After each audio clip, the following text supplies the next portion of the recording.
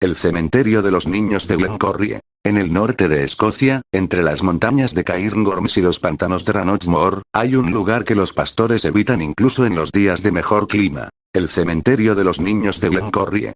No aparece en ningún mapa oficial, ni en los registros de la Iglesia de Escocia, pero los habitantes de las aldeas circundantes lo conocen desde hace más de un siglo, un terreno hundido entre las colinas, cubierto de helechos y musgo, con un portón de piedra seca que parece haber sido construido por manos que ya no existen. La historia de cómo llegaron allí Cecilia Morrison, Finlay Cameron y Alasdair Mackenzie comienza en el Archivo Nacional de Edimburgo, donde Cecilia, una historiadora de 34 años especializada en instituciones olvidadas del siglo XIX, encontró un conjunto de cartas y registros pertenecientes a la escuela y hogar Glencorrie. El documento, datado en 1889, era de un maestro llamado Donald Ross, quien escribía sobre la institución que acogía a niños cuyas familias habían sido arruinadas por las guerras, las hambrunas o las enfermedades que azotaban la región en aquella época. En sus cartas a su hermana, Donald contaba cómo el director del hogar, un hombre llamado Malcolm Fraser, mantenía a los niños en condiciones inhumanas, sin suficiente comida, sin ropa adecuada para el frío escocés y sin acceso a atención médica. Pero lo más perturbador era que en las últimas páginas del registro, más de 50 nombres aparecían tachados con una marca negra, y al lado de cada uno se leía la misma frase: se ha ido a buscar su fortuna. Finlay, un arqueólogo de 36 años y compañero de investigación de Cecilia, decidió acompañarla después de ver los planos que acompañaban los documentos. Un pequeño recinto con decenas de tumbas dispuestas en filas, con una piedra de piedra caliza en el centro tallada con la figura de un niño sosteniendo un libro cerrado.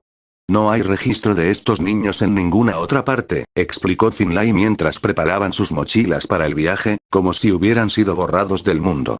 Alasdair, un médico rural de 35 años que trabajaba en las aldeas del norte, se unió a ellos cuando supo que en los registros de defunciones de la región nunca aparecieron los nombres de los niños del hogar. He atendido a ancianos que me han contado historias, dijo él mientras conducían su camioneta por los caminos de tierra que llevaban a Glencorrie. Dicen que las noches de luna llena se escuchan risas y llantos mezclados entre las montañas, y que a veces se ven pequeños pies impresos en la nieve aunque no haya habido niños por allí en días. Después de 2 días de caminar por senderos apenas visibles entre los helechos y los árboles de abedul, encontraron el portón de piedra seca. Al cruzarlo, un olor a tierra húmeda, turba y algo dulce como miel fermentada les envolvió. Dentro, el cementerio era un laberinto de tumbas pequeñas, muchas cubiertas por musgo y helechos, con cruces de madera descompuestas o piedras con inscripciones casi ilegibles.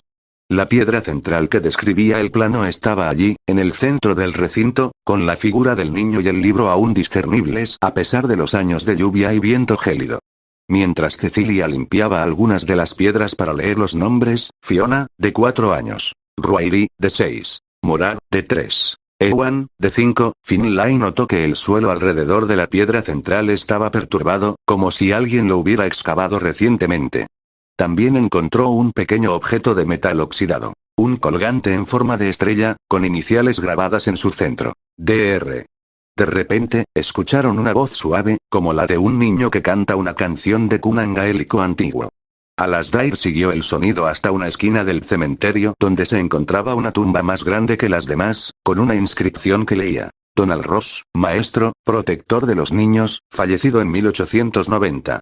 Al acercarse, vieron que sobre la tumba había dejado alguien un pan de centeno fresco y una jarra de agua limpia, aunque no había ninguna casa ni granja a kilómetros a la redonda.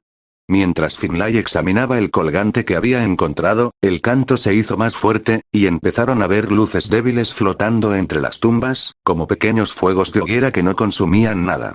Entonces, entre los árboles, apareció una figura vestida con las ropas de un maestro del siglo XIX. Era Donald Ross, su rostro pálido pero con una expresión serena a pesar del pesar que se leía en sus ojos. No fue Fraser quien hizo desaparecer a los niños, dijo con voz trémula, su acento gaélico aún perceptible a pesar de los años. La fiebre tifoidea llegó al hogar en el invierno de 1889, y no teníamos nada para combatirla. Fraser se negó a llamar a médicos, temiendo que cerraran el hogar y le quitaran su puesto. Yo intenté cuidarlos lo mejor que pude, con hierbas y agua caliente, pero uno por uno empezaron a morir. No pude dejar que Fraser los enterrara en fosas comunes en el campo, como si no fueran nada. Los llevé aquí, a este lugar que mi padre me había contado, un terreno sagrado para nuestros antepasados, y los enterré con los nombres que ellos mismos me habían contado. Pero cuando Fraser descubrió lo que había hecho, acusó de mí de haber matado a los niños para robar el dinero que llegaba del gobierno. Nos enfrentamos en esta misma piedra central, y en el forcejeo, él cayó y golpeó su cabeza contra la roca. Tuve que escapar para no ser acusado de asesinato, pero la culpa me ha mantenido aquí, cuidando de mis pequeños alumnos, hasta que alguien viniera a conocer la verdad. Mientras hablaba, los luces flotantes se acercaron a ellos, y pudieron ver las figuras de los niños. Pequeños rostros delgados pero ahora serenos, algunos llevando libros de juguete hechos de hojas secas, otros cogidos de la mano como si estuvieran listos para ir a clase.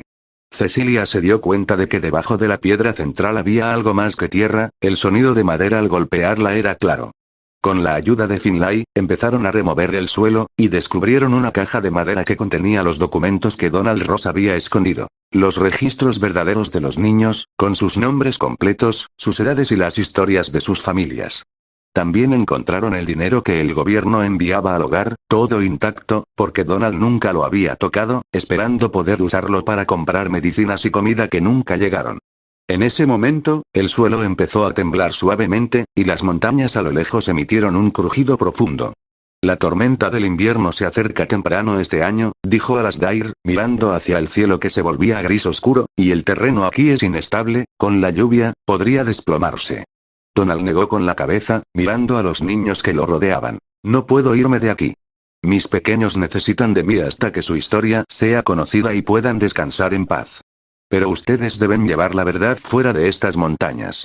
Mientras tanto, las figuras de los niños se agolparon alrededor de la caja de documentos, como si quisieran asegurarse de que fueran llevadas a un lugar seguro. De repente, un fuerte vendaval azotó el cementerio, y una grieta se abrió en el suelo cerca de donde estaban trabajando. Finlay, que sostenía la caja con una mano, vio que la tierra bajo los pies de Alasdair empezaba a desplomarse. Sin pensarlo dos veces, él empujó al médico hacia un lugar seguro, pero él mismo perdió el equilibrio y cayó hacia la grieta, agarrándose con fuerza a la piedra central para no desaparecer. «Guarden los documentos», gritó Finlay antes de que una ola de tierra y musgo lo cubriera por completo, «no dejen que se olviden nunca más».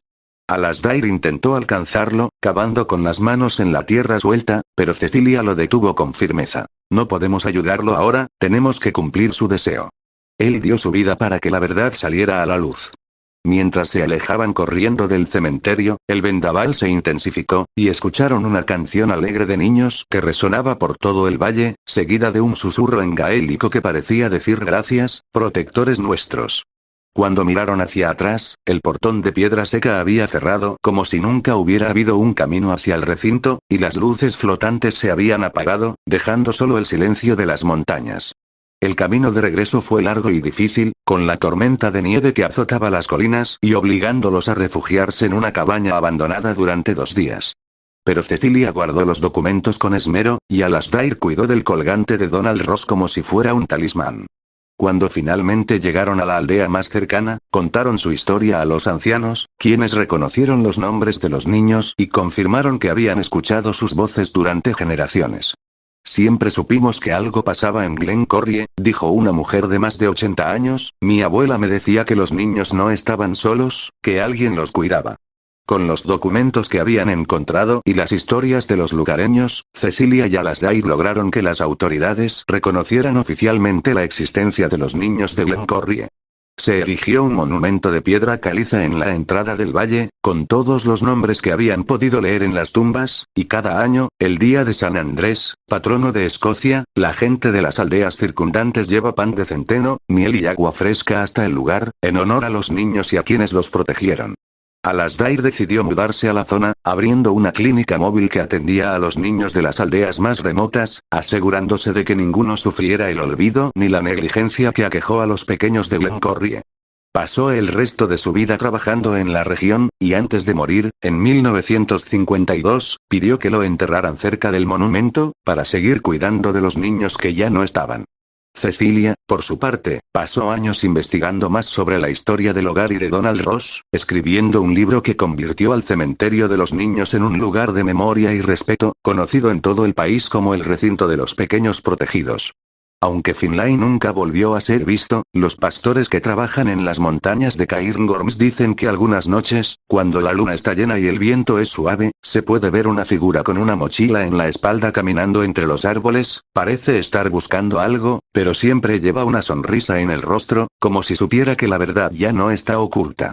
Ambos hombres murieron en honor a su propósito. Finlay defendiendo a su amigo y asegurándose de que los documentos llegaran a salvo, y Alasdair dedicando su vida a proteger a los niños que necesitaban ayuda. Y en Glencorrie, aunque nadie puede encontrar el camino hacia el cementerio, los lugareños saben que los niños ya no están solos, que Donald Ross los cuida, y que la verdad que se llevó tanto esfuerzo a descubrir ha dado paz a sus almas. Suscríbete para más.